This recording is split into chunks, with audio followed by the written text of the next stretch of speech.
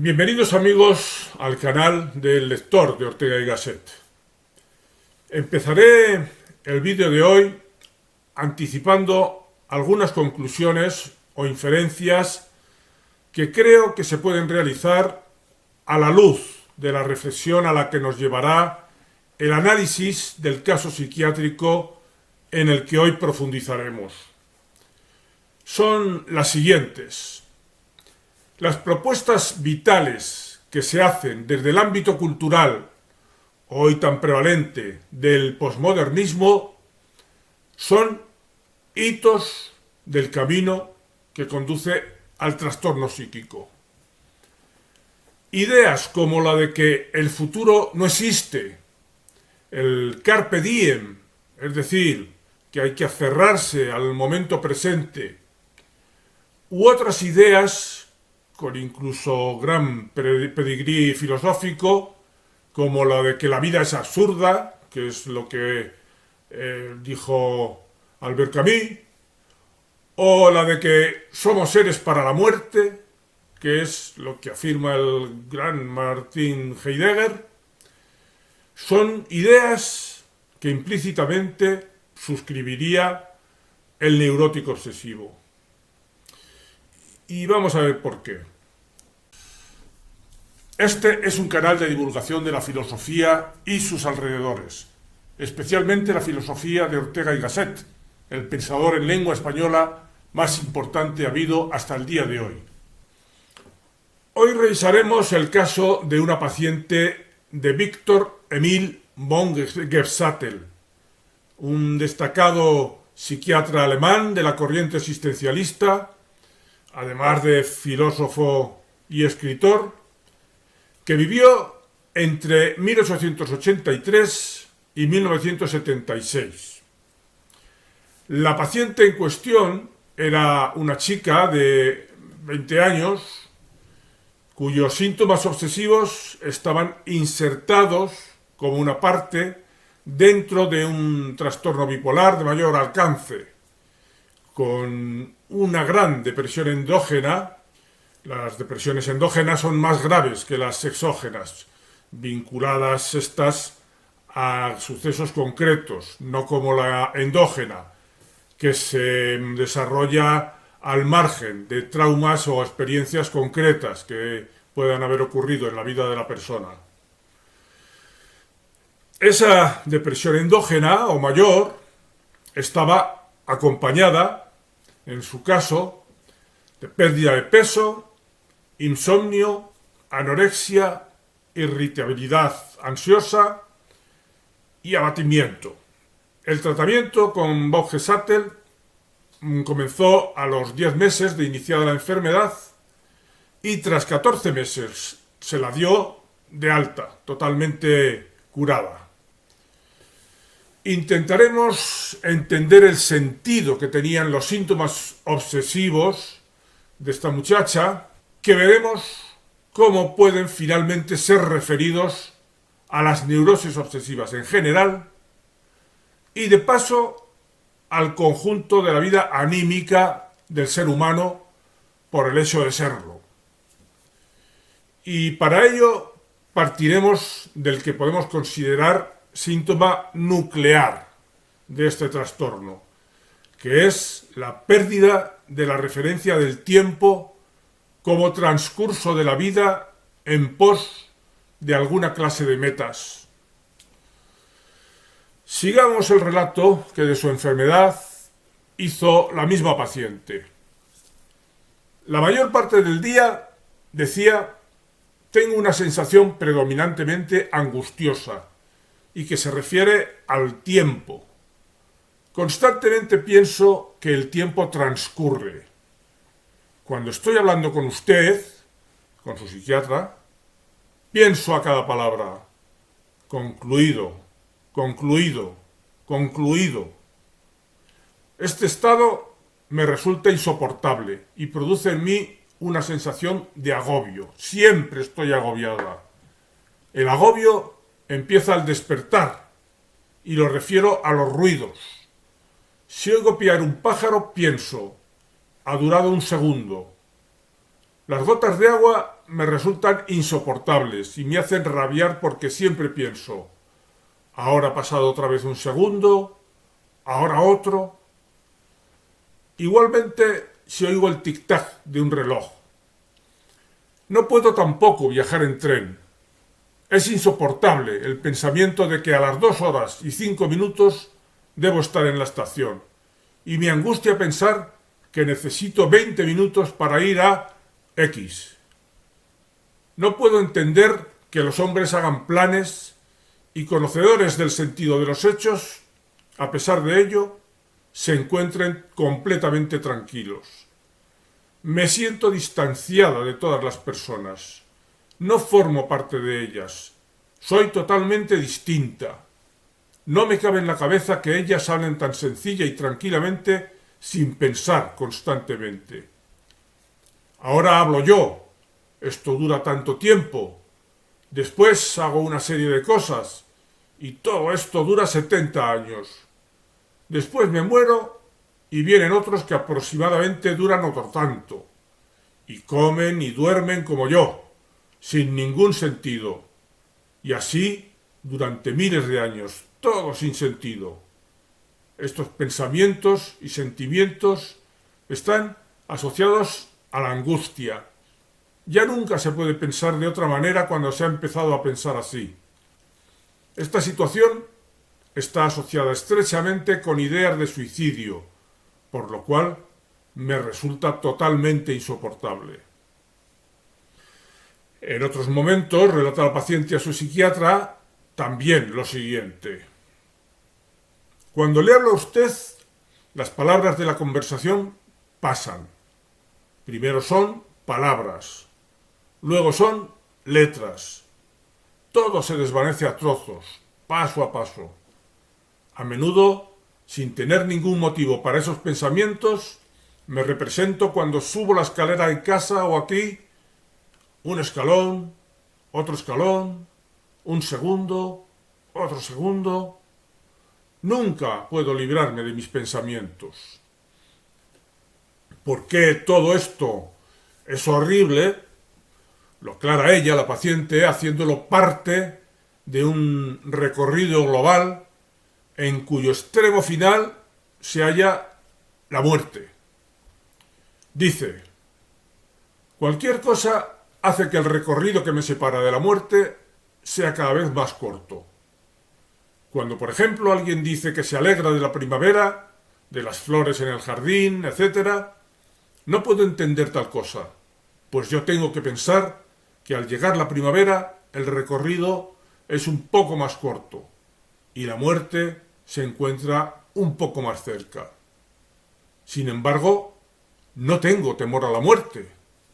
Pienso que morir es muy bonito para mí, pero los pensamientos de que todo pasa y de que la vida es más corta cada vez me angustian más. Este sinsentido de las cosas es torturante. Todo pasa y pasa. No tengo alegría y todo pasa hasta que viene la muerte. Por eso siempre me quedo en casa dejando transcurrir el tiempo. Nada me interesa y nada me estimula. Tan espantoso es todo que me tengo que dominar para que los otros no noten nada y que se note que puedo reír y estar contenta. Si yo estuviese loca y vociferase y gritase, sufriría menos, ya que yo me tengo que esforzar por todo y todo me supone un sacrificio. Cuando hago las cosas solamente, participa en la actividad una cuarta parte de mí, o ni siquiera una cuarta parte. Bien, pues podemos ir entresacando de esta historia los factores que intervienen en este problema y que apuntan a este desgraciado resultado que es la torturante neurosis obsesiva. La chica en cuestión, la chica afectada, entiende el paso del tiempo como un trayecto que no va a ningún sitio, excepto hacia la muerte. La vida transcurre, pues, sin ningún destino reparador y reconfortante. La vida, para ella, no tiene sentido.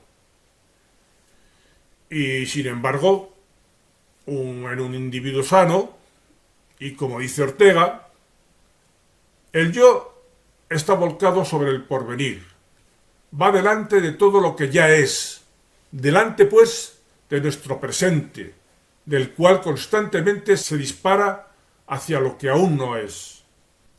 De suerte que el modo de estar en el presente nuestro yo es un constante estar viniendo a él desde el futuro. El hombre es un ser, por tanto, se dice Ortega, esencialmente volcado hacia el futuro. Es allí donde tenemos depositadas las metas hacia las que dirigir nuestros actos. Pero si no existen tales metas, si la única meta futura que asoma en el panorama es la de la muerte, uno no tiene más remedio que retraerse, que ver el paso del tiempo no como medio de acercarse a algún objetivo, no como trayecto a recorrer realizando una tarea que nos acerque hacia ese objetivo pretendido, sino como un elemento hostil, ese tiempo, que nos va poniendo cada vez más cerca de la muerte. La chica de este caso deja de estar ilusionada por nada. No se permite sentir que lo que haga va dirigido hacia algo que le dé sentido a eso que hace.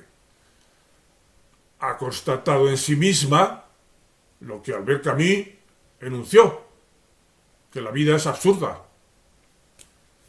Ha amputado de sí, por tanto, la percepción positiva del tiempo futuro y con ello la posibilidad de realizarse a lo largo de ese tiempo a través de acciones que se acumulen unas a otras en la persecución de aquel futuro y de aquellas metas futuras. Y al no existir la necesaria tensión que todos tenemos normalmente encargada de empujar hacia ese objetivo futuro que nos falta realizar, el impulso vital se detiene. La energía en movimiento en que consiste la vida se apaga. Deja de existir el deseo de vivir, de actuar, amar, desarrollarse, progresar.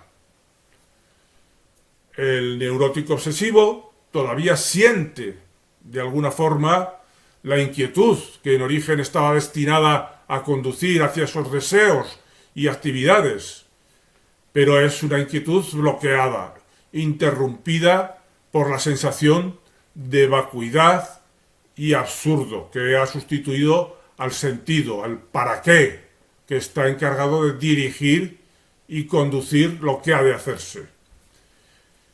En el deprimido, incluso esa inquietud interrumpida y bloqueada que hay en el neurótico obsesivo ha desaparecido.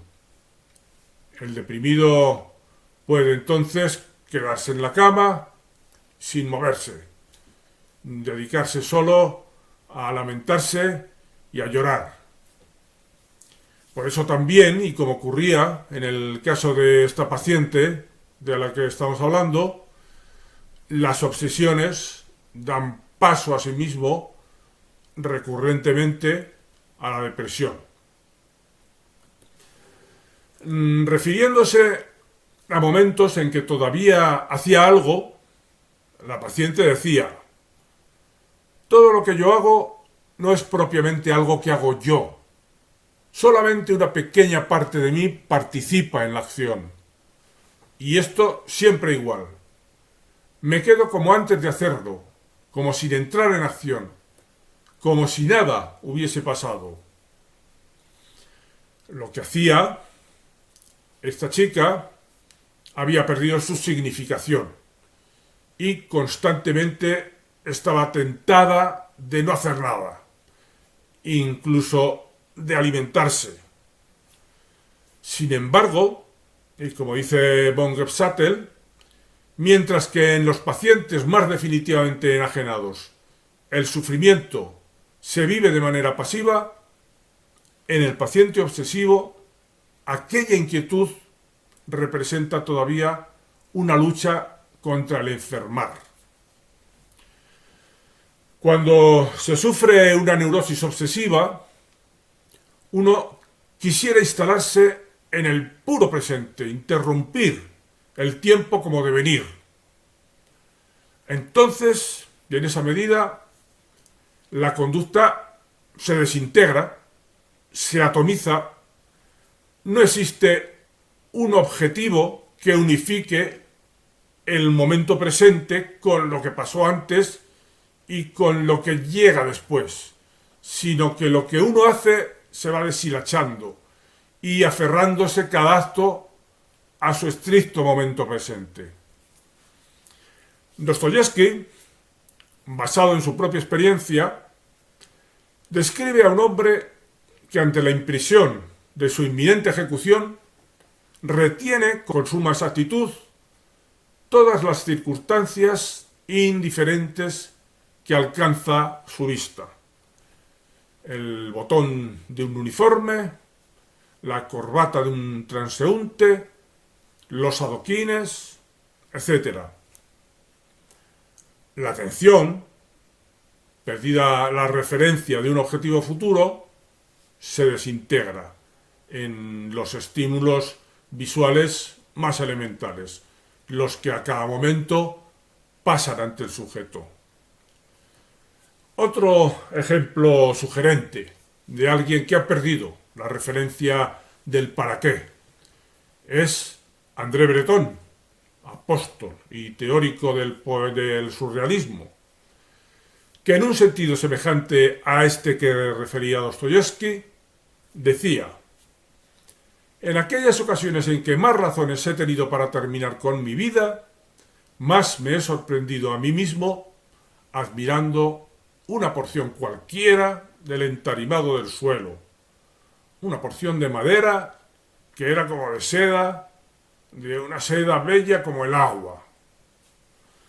Que esa forma de mirar tan aleatoria impregnaba la perspectiva general que Breton tenía sobre las cosas, se puede deducir de otro de los pensamientos incluidos en sus manifiestos del surrealismo, en el que dice: no voy a ocultar que para mí la imagen más fuerte es aquella que contiene el más alto grado de arbitrariedad.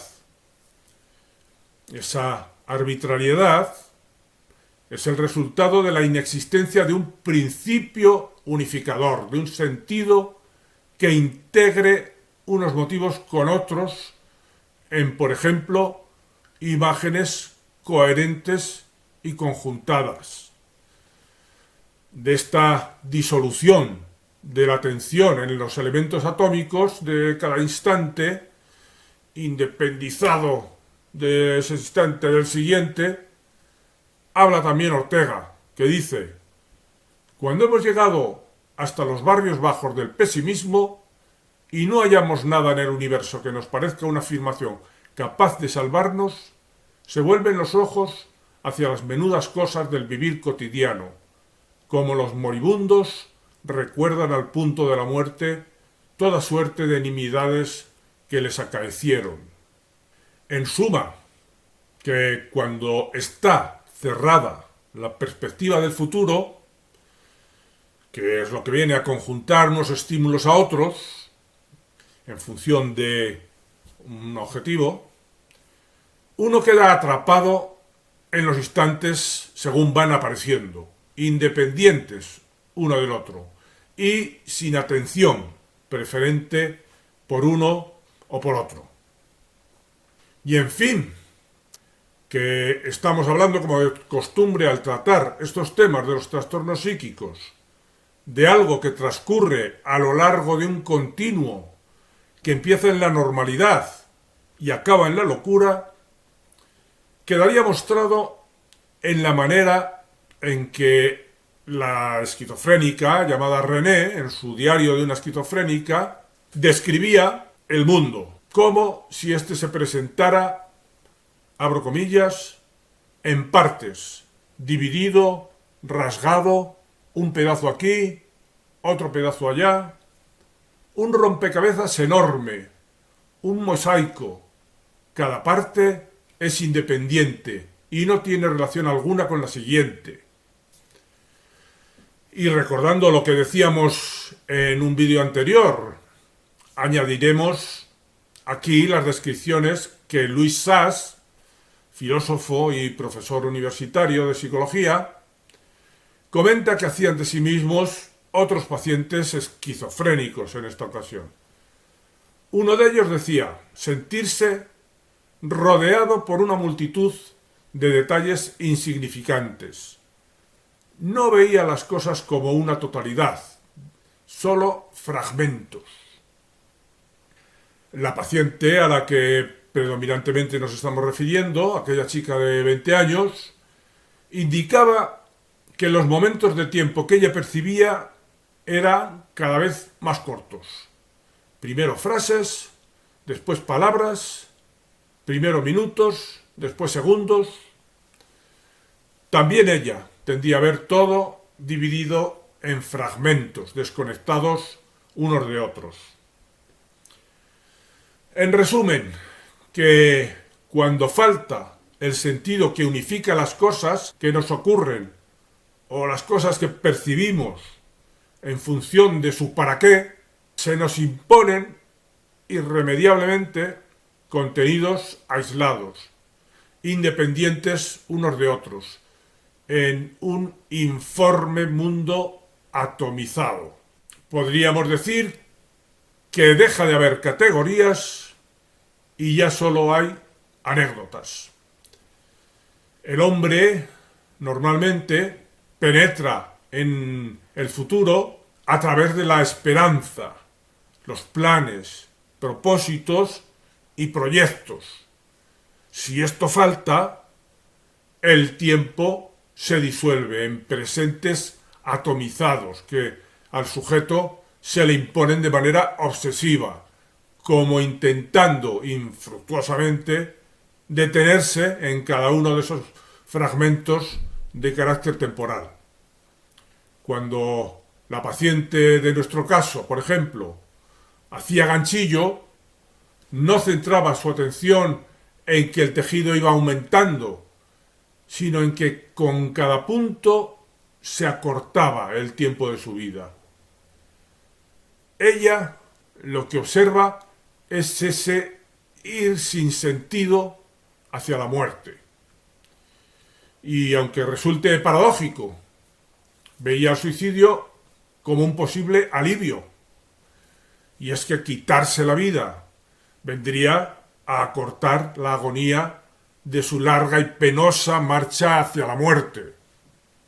Sería algo así como poner en práctica el dicho en el que se afirma: más vale un fin con sobresalto que un sobresalto sin fin.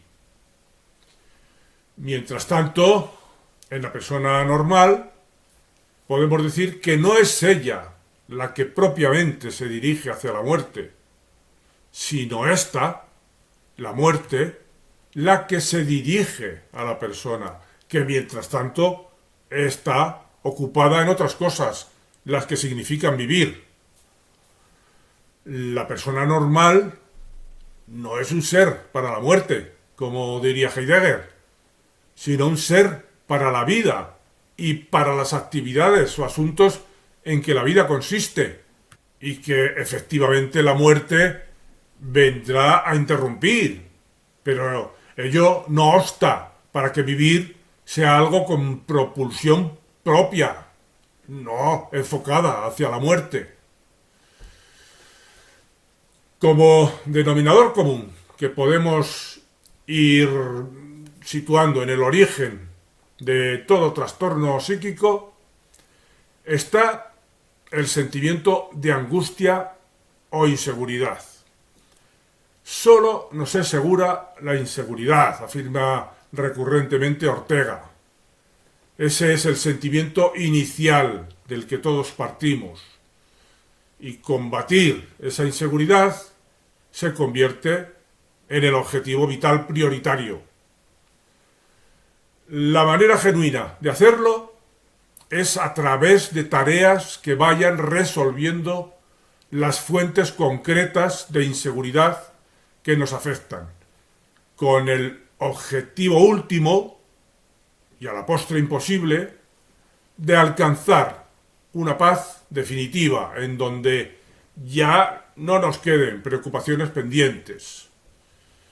Pero ya hemos visto que el neurótico obsesivo tiene bloqueado el acceso al futuro y no puede poner en práctica, por tanto, ese tipo de tareas que habrían de contrarrestar su sentimiento de inseguridad. Está, pues, atrapado por ese sentimiento de inseguridad.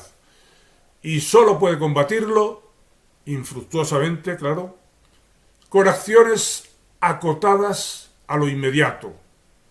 Se lava las manos una y otra vez, tratando de alcanzar a sentir limpieza, pero esta sensación no permanece en el momento siguiente, que no está vinculado al momento actual. No hay una continuidad en el paso del tiempo. La seguridad alcanzada ahora no garantiza la seguridad de un momento después, puesto que no hay un devenir que una esos momentos. Por lo mismo, tiene el obsesivo que volver una y otra vez a revisar si ha cerrado bien la puerta de casa al salir. O bien fija su sentimiento de seguridad en que las cosas concretas y mínimas que pasan como estímulo en ese momento estén en su sitio y revisa el orden en que están los cuadros, los cubiertos en el cajón de la mesa, los libros y cuadernos en el escritorio. Está obsesionado por el orden, que es lo que le daría seguridad, pero un momento que alcanza esa seguridad no garantiza que el siguiente lo siga teniendo. Asimismo, al caminar no puede, por ejemplo, pisar raya, porque eso le saca del continente adecuado, sólido, seguro para sus pisadas, para sus pasos. Su pensamiento queda impregnado de ideas supersticiosas, propias del pensamiento mágico, que sabe que son absurdas, pero que no puede evitarlas. Como no es capaz de incorporar el modo genuino de lucha contra esa inseguridad que todos tenemos de partida, esa inseguridad, y que reside el modo de combatirlo en el hecho de ir realizando tareas que apunten hacia ese para qué, que a fin de cuentas consiste en alcanzar mayor seguridad y éxito vital, queda el neurótico obsesivo atrapado en las minucias del presente. Resaltemos, para finalizar, el hecho de que de la neurosis obsesiva, como el conjunto de los trastornos psíquicos, no aluden a problemas específicos de quien los sufre y extraños al conjunto de los humanos. Por el contrario, lo que corresponde es tomar conciencia de que si nos dejamos sugestionar por ideas tan en boga hoy en día en nuestra cultura, como la de que la vida es absurda, de que hay que aferrarse al momento presente solamente porque el futuro no existe o es algo desechable, de que vivir es solo el camino por el que se llega a la muerte. Si estamos aferrados a este tipo de ideas, estamos recorriendo el mismo trayecto que hace que algunos acaben en la neurosis obsesiva. Bien, Pues hasta aquí el vídeo de hoy. Hasta otro vídeo, amigos.